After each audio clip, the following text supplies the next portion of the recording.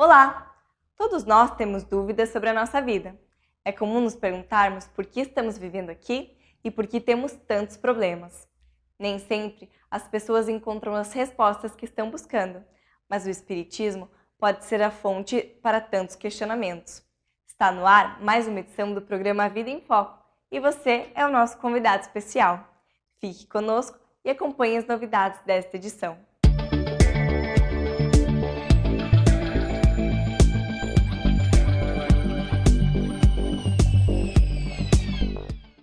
Durante a vida, inúmeras coincidências ocorrem e nos fazem questionar a respeito delas. Alguns argumentam que é o acaso e outros defendem a predestinação. E você, o que pensa sobre isso? Este será o tema da entrevista de hoje com Cosme Massi. A Vida em Foco traz também curiosidades, crônica, o Espiritismo esclarece e, fechando o nosso encontro, mais reflexões sobre a doutrina espírita e os ensinamentos de Jesus. Você é o nosso convidado. Fique conosco. Agora, a crônica da semana. A existência terrena é delimitada por dois extremos, o nascimento e a morte. O primeiro corresponde à chegada do espírito no plano físico. Os homens preocupam-se muito com esse instante. Enxovais são preparados, quartos são arrumados, as famílias se engalanam para receber seus novos membros. Já o que se chama morte é o retorno do espírito ao seu ambiente de origem. Estranhamente, ao contrário do que se dá com o nascimento, em regra há pouco preparo para o fenômeno da desencarnação. Esse tema é envolto em tabus e fantasias, como se não fosse algo natural, e constitui um fato inevitável. Toda criatura encarnada, mais cedo ou mais tarde, verá seu corpo físico perecer. Por ser um fenômeno natural, deve ser tratado com naturalidade e calma. O ente querido que falece apenas retorna antes ao verdadeiro lar. Embora se trate de algo natural, isso não implica negar a sua gravidade. Ao nascer, o espírito traz uma programação de vida voltada ao seu progresso e burilamento. Ao término da existência, ele faz um balanço de seu comportamento, de suas vitórias e fracassos. O momento do encontro com a própria consciência pode ser terrível ou maravilhoso. O corpo físico amortece enormemente as percepções e os sentimentos do espírito. Após a desencarnação, tudo se torna muito mais vívido. A alegria de um espírito pelo dever bem cumprido possui uma intensidade inimaginável para quem permanece vinculado à matéria. Mas também o remorso e a vergonha que experimenta por erros cometidos atingem proporções lancinantes. A ingenuidade humana muitas vezes afirma que a pessoa descansa ou se liberta ao morrer. Mas é difícil avaliar o que significa esse pretenso descanso para quem se permitiu semear dores e misérias na vida alheia.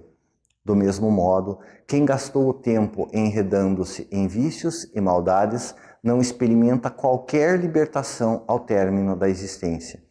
Quem morre não vai para o céu nem para o inferno. O céu e o inferno são estados de consciência que cada um cria para si com o próprio proceder. A cada um conforme suas obras, disse o Mestre Divino. A lição é cristalina e não permite enganos. O fenômeno da desencarnação é natural, mas muito grave. Ele constitui um momento de balanço, de aferição de méritos ou deméritos. Não há qualquer milagre ou favor envolvido. Para passar com tranquilidade por esse momento, importa viver reta e dignamente. A entrevista de hoje abordará o tema predestinação e acaso. Não deixe de assistir! Olá, seja bem-vindo mais uma vez. Eu sou o Juliano e tenho o prazer de ter ao meu lado Cosme Massi. Cosme, seja bem-vindo. Muito obrigado. É sempre uma honra, um prazer muito grande tê-lo conosco aqui no programa. Cosme, hoje nós temos um tema que trata da missão do homem na Terra. Todo homem que nasce, que encarna aqui no planeta, ele tem uma missão? Muito boa a sua pergunta. De novo, o problema das palavras, que a gente sempre começa. Allan Kardec vai tratar do tema missão em O Livro dos Espíritos, tem um capítulo específico chamado Das Ocupações e Missões dos Espíritos. E dependendo da forma como a gente utiliza a palavra, você pode considerar a questão daquelas pessoas que estão desempenhando missão, se você usa a definição que Kardec dá de missão. Como é que ele usa a palavra missão? Ele diz que missão é sempre uma tarefa concedida por Deus. Então, olha, se você tem como missão algo que é concedido por Deus, você já começa a pensar nas consequências disso. Então, você tem a missão, diz ele, concedida por Deus no sentido lato, quando lhe dar uma tarefa na Terra em que você colabora para a sociedade, para o mundo, para o planeta. Então, o professor que desempenha a sua tarefa educando o seu jovem, a mãe que desempenha a sua tarefa na manutenção e na educação dos filhos, todos estariam desempenhando uma missão porque estão cumprindo uma atividade dada por Deus a benefício de todas as pessoas.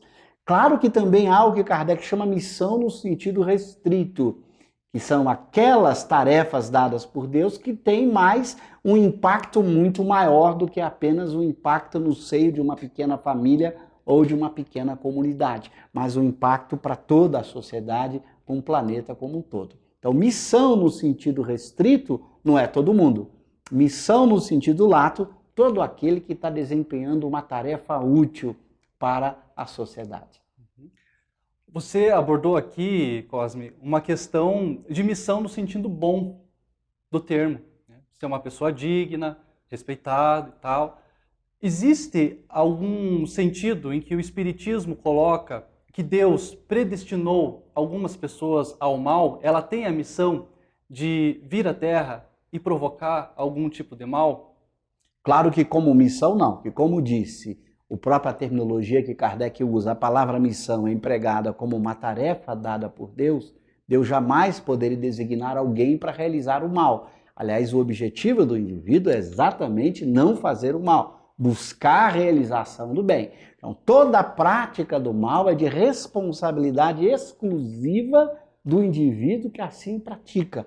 Por isso deu ao espírito Deus o livre-arbítrio. Ele tem a opção de escolher o que ele vai fazer. E se ele escolhe o caminho do mal, a responsabilidade é exclusiva dele. Então ninguém tem por missão matar uma pessoa, fazer qualquer crime, cometer algo de mal. Ela sim, se ela assim o faz, foi escolha exclusiva dela. Ela não foi designada por Deus para fazer isso. E de que forma, então, eu posso entender que quando vemos casos na mídia, televisão, própria internet, de casos de estupro, sequestro, assassinato, essas pessoas que nasceram, elas necessitam passar por aquilo? Elas nasceram predestinadas a passar por aquela situação? Muito boa pergunta. Aí, de novo, uma questão técnica muito importante que Kardec vai discutir em O Livro dos Espíritos, quando ele vai falar do móvel da ação humana. Não pode haver predestinação. Tecnicamente, a gente diz assim, predeterminismo, destino, é algo que não existe no Espiritismo. E você poderia imediatamente já pensar por quê. Imagina se tivesse alguém predestinado a ser assassinado. O que significaria? Teria que ter alguém predestinado a ser o assassino. Então o crime estaria predestinado com o criminoso.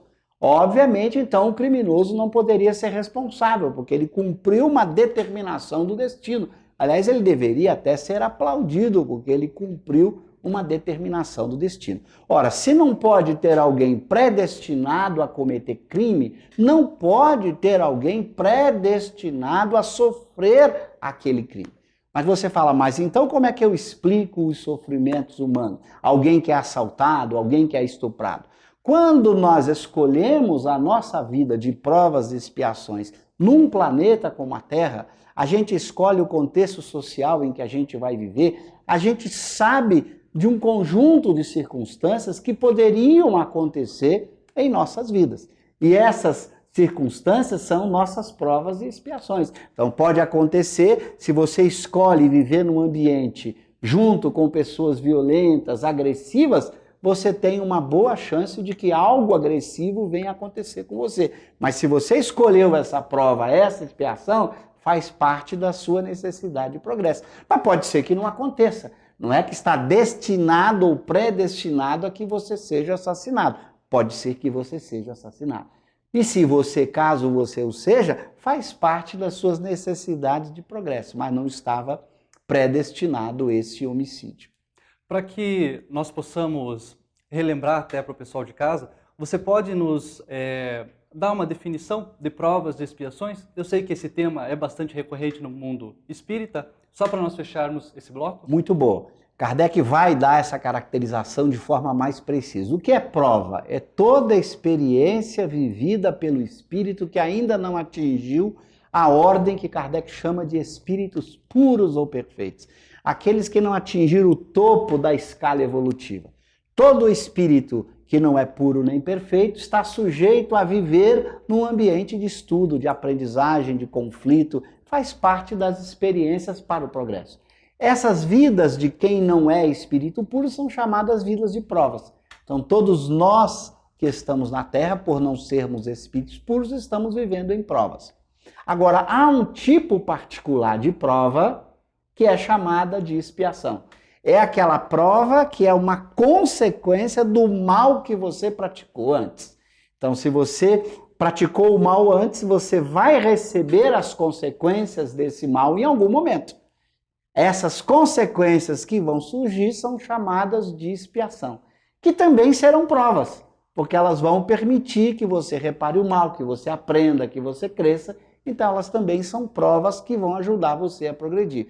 Mas veja, é um tipo diferente de prova. É a prova que é consequência do mal que você praticou. Tem muitas provas sofridas e doloridas na vida que não são consequências do mal praticado. Então isso é importante para que alguém não pense assim, fulano está sofrendo desde a infância, está com uma doença muito grave, ele está expiando, não sei.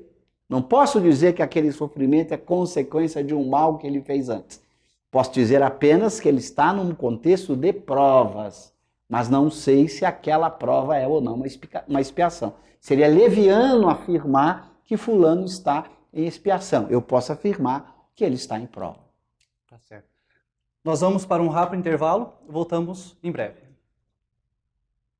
A Vida em Foco vai para uma breve pausa e logo retornaremos. Até já!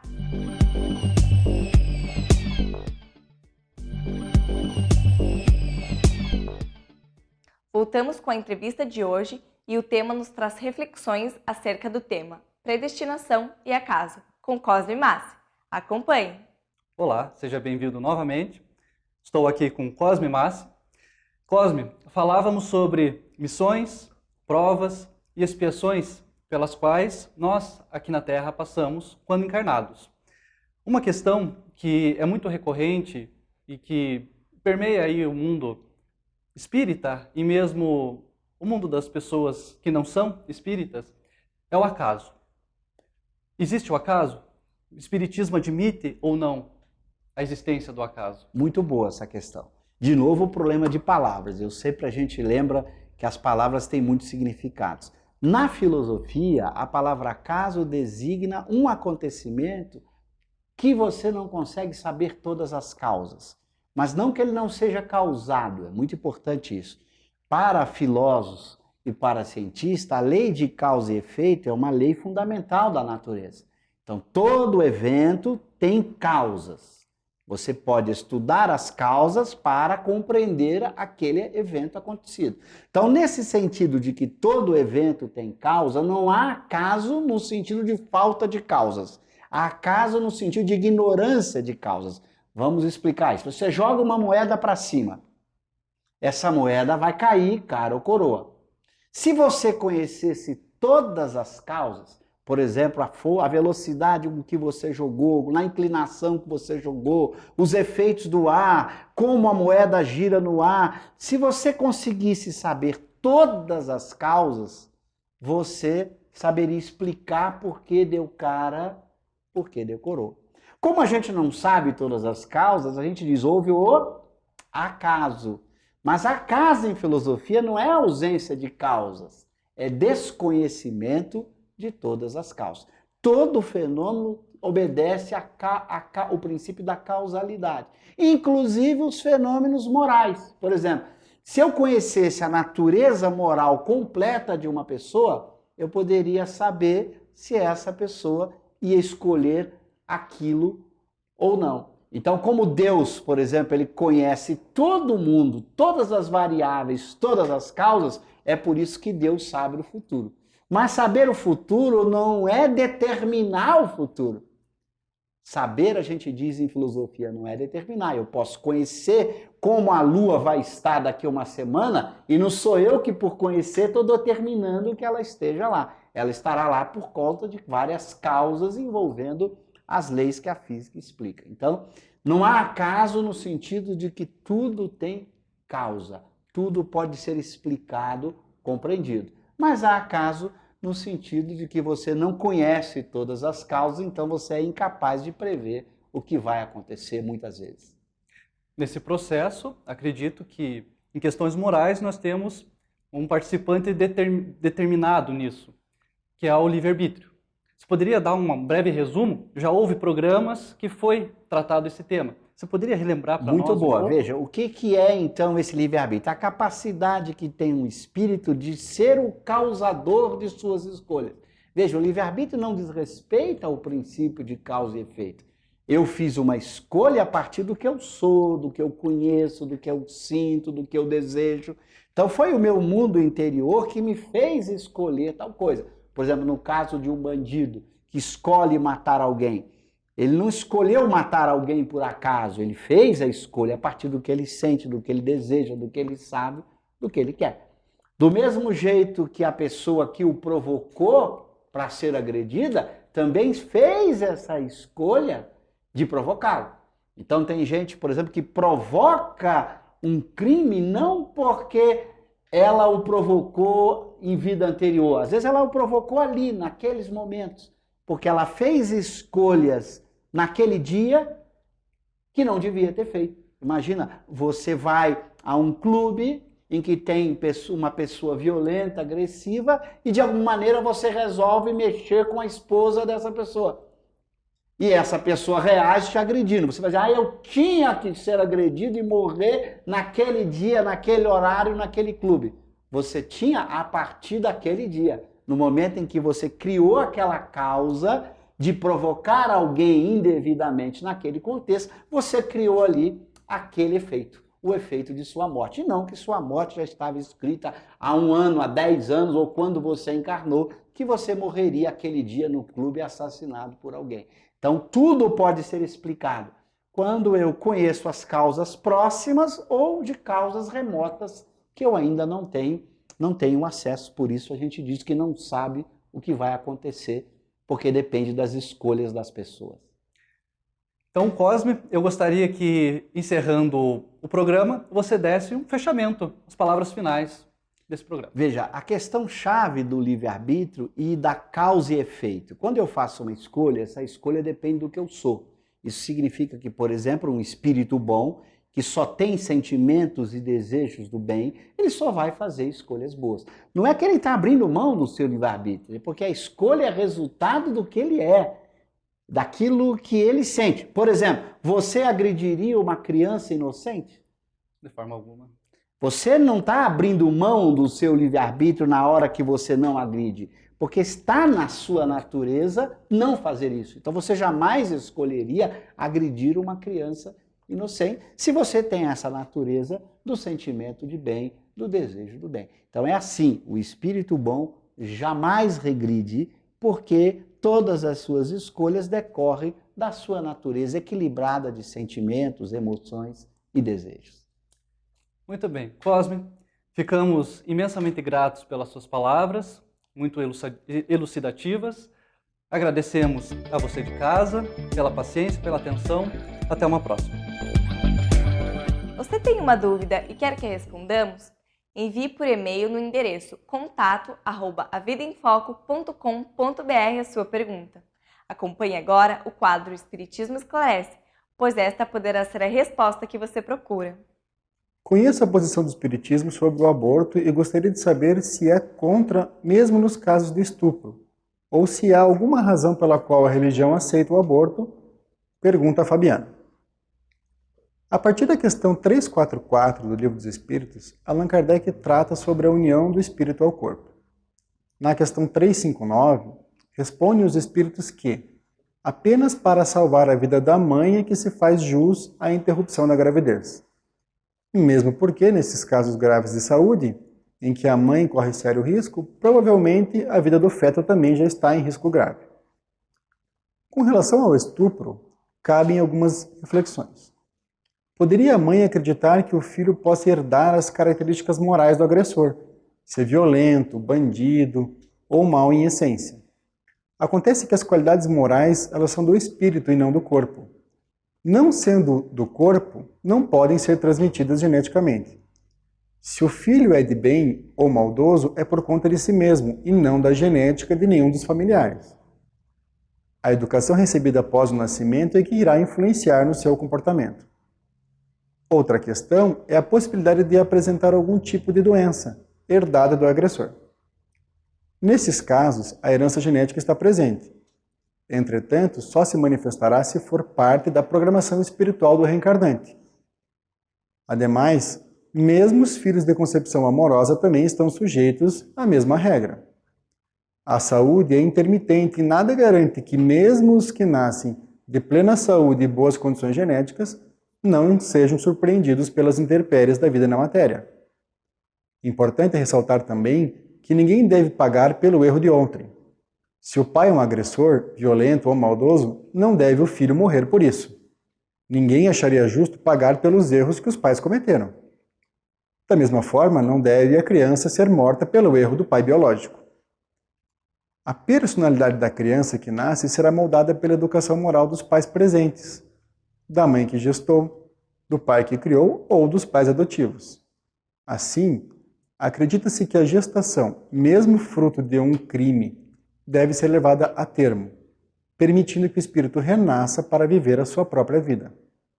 Não esquecendo que sempre nascem em casa espíritos ligados a nós por diversas existências. E a criança que está ali, fruto de um crime, não é um criminoso, e sim um espírito que nos é familiar e merecedor do nosso amor. Alberto Almeida nos traz momentos de reflexão como o quadro Espiritualidade em Gotas. Fique conosco! Descansar é divino. O repouso também não é uma lei da natureza? É a questão 682 de O Livro dos Espíritos.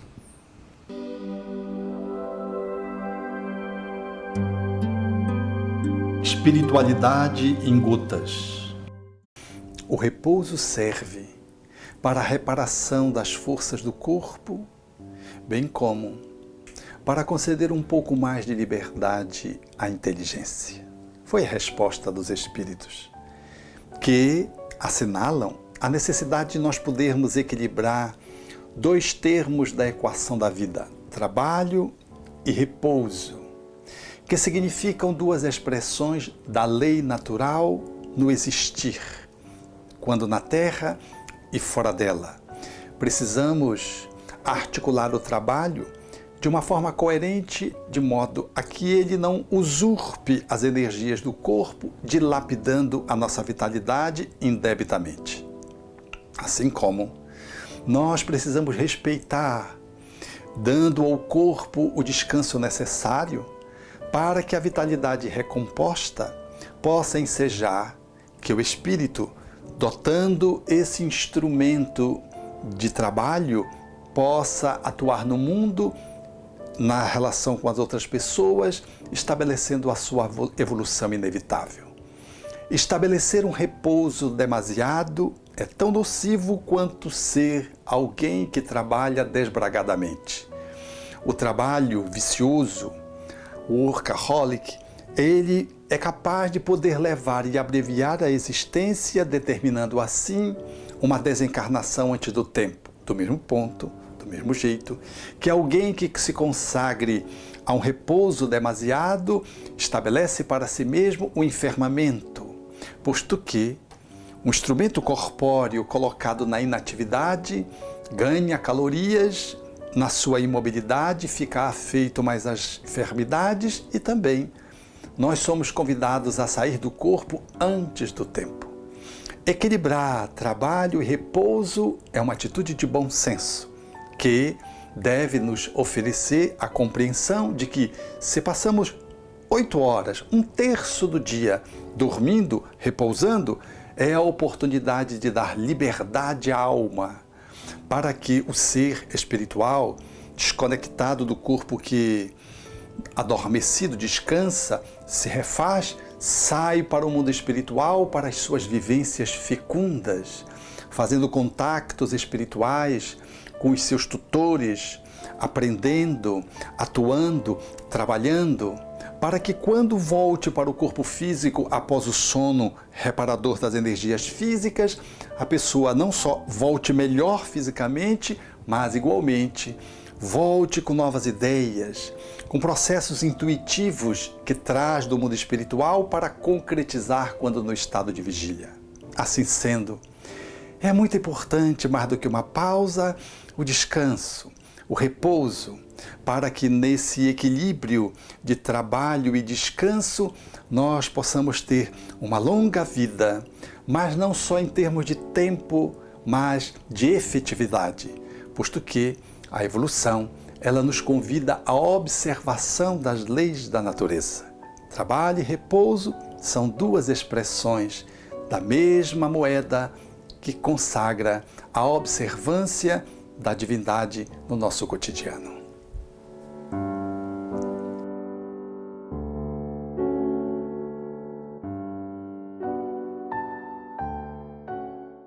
Obrigada pela sua companhia. Estamos chegando ao fim de mais uma edição. Caso você tenha perdido alguma parte do programa ou queira rever aquela entrevista sobre um tema preferido, acesse www.avidaemfoco.com.br ou também acesse o canal da Vida em Foco no YouTube. Lá você encontra todas as edições produzidas até hoje. Nós ficamos por aqui com o desejo de uma semana de muita luz e alegria a todos. Aguardamos você na próxima edição da Vida em Foco. Até lá!